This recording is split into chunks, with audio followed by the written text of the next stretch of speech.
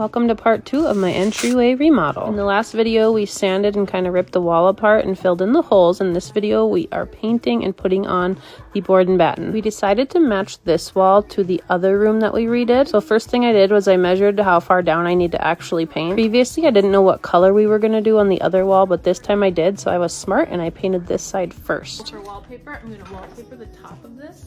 Paint it white, but that's so boring. I did get this.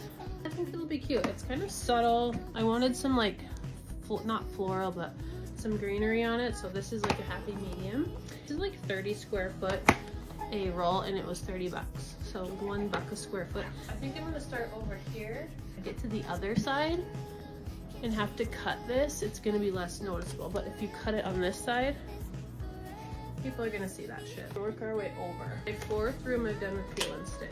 So easy. One rule of thumb with peel and stick wallpaper is always buy more than you think you're gonna need. Obviously impressed with myself because this is gonna look so good. Doing projects with a new baby is definitely hard. That's why each part of these videos take weeks to make. Okay, let's get to it and get this wallpaper going.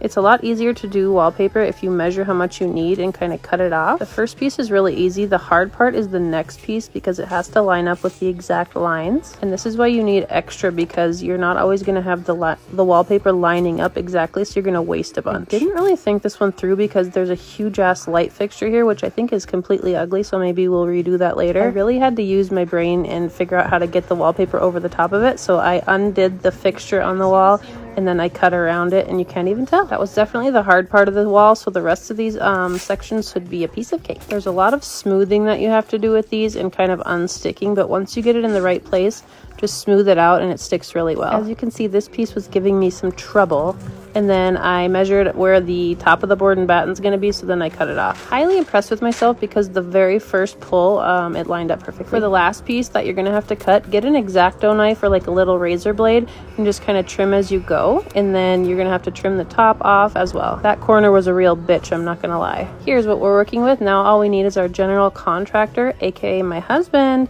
to come in and do the wood part. I wanted to pre-paint that little bottom part, but I just didn't have time, so I'm going to have to suffer later and paint it on my stomach. All you got to do with these parts are make sure they're even and kind of space them out how you want. Shout out to my husband for completing yet another project that I thought of. The last part of this video, we are just going to throw some paint on and make it match. And all that's left after this is to add some decorations and my hooks. Here's what it looked like before, and here's what it looks like now. Stay tuned for part 3.